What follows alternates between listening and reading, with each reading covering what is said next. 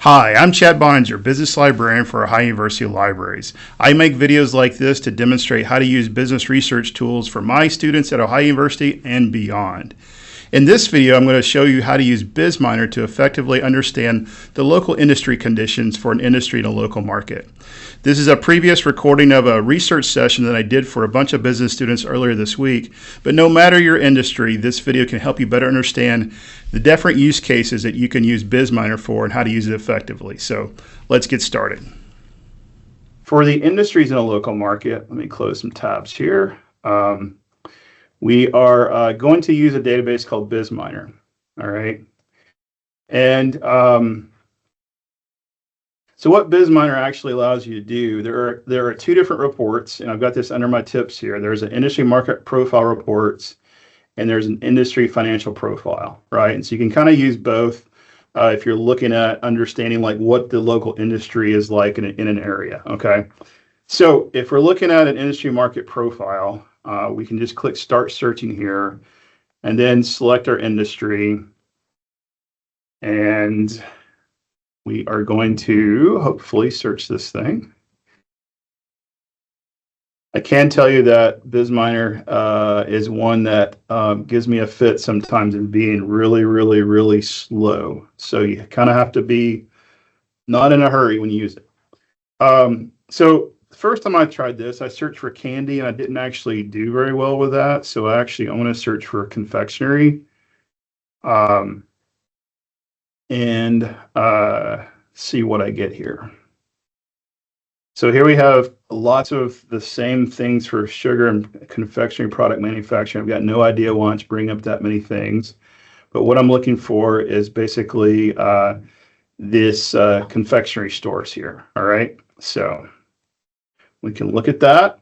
We select it. It goes into our list here. Now I'm going to select my market. And for my example, I'm going to go back and look at Ohio here. All right. And then what's happening here, it's basically going in and saying, let me look and see what other more granular areas we have within the Ohio area. And so what I hope it will do is load all of these other things that we can screen on. And it's being a little sluggish for us right now.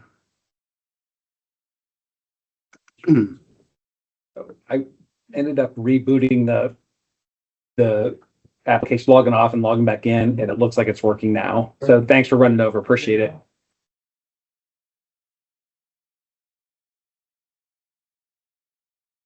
All right, it's not loading for me. Boo. Okay, this is going to take a bit. What's going to happen here is there are various ways to kind of limit this down. We can actually limit this by county or by Columbus metro area, etc. Once we do that, it's going to give us this kind of list of things, right? And then you just click on Access Now, and it will load the list up for you. Okay. Now, I kind of knew this was going to be a little bit on the slug side. So let me move this thing out of the way. I knew this was going to be a little bit on the sluggish side. So what I did is I actually preloaded some of these. Whoops, wrong one. Excuse me. There we go. So this is the industry market profile for the Columbus, Ohio metro area. And what you get is basically a list of competitors here. And so this kind of gives you a nice list of competitors that we can kind of use in alignment with what we just saw in Mergent Intellect to kind of understand, the competitors in the industry, where they're located, things like that, right? So here we see, you'll notice this gives us a sales bracket, whereas Mergent Intellect gives us a closer refined sales estimate, right? So that's kind of why we use these kind of in tandem with each other, right? We also have over here on the left-hand side an understanding of like the market. So here we see like how much of the market volume is made up of small business versus like startup companies, things like that, right? Speaking of startups, there's a particular section down here that talks about, average sales of startups in an area. So you can see in 2023, there was one startup company. Average sales was, 587,992, et cetera. things like that, right? You can also continue down this line here and look at things like cessation. This will tell you like how many companies in the local market in that industry went out of business over the previous year, right? So, so here we see like 4% of firms in 2023 to 2024 went out of business, right? So that's probably not great, but so something to look at there. There is a demographic section down here. This is not demographics of people who eat candy in this metro area. This is just a general demographic profile of the overall community. Okay, so this is all the people, not just the people who eat candy, right, in the area. Okay, we'll look at that closer demographics in a second. Okay, so that's one way to look at that. There's also a way that you can do what's called an industry financial profile. Right, so this is the same kind of thing. You basically walk through the same kind of area there, and what this gives you. And so here I've got one for the Columbus metro area for confectionery and nut stores.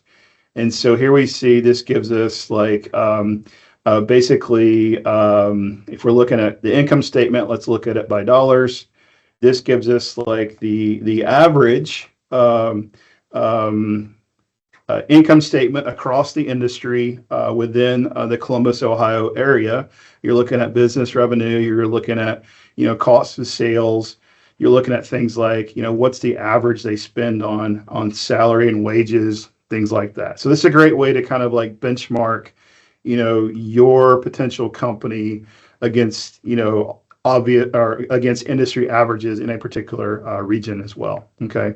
So we got income statement, we've got balance sheet. There's also a ratios section here as well that you can look at from a benchmarking perspective. Okay, just give yourself some time to use Bizminer because it can be a little sluggish to load. When you do the searches, it actually is not loading a static web page. It's actually pulling the data and then loading, forming it into a new kind of like data web page. So it can take a little bit to actually load that content. So just give it some time. Okay. And I do have some tips here. So for the local market one, use confectionery stores, right? For the industry profile example, some of my formatting is pretty bad on this one here.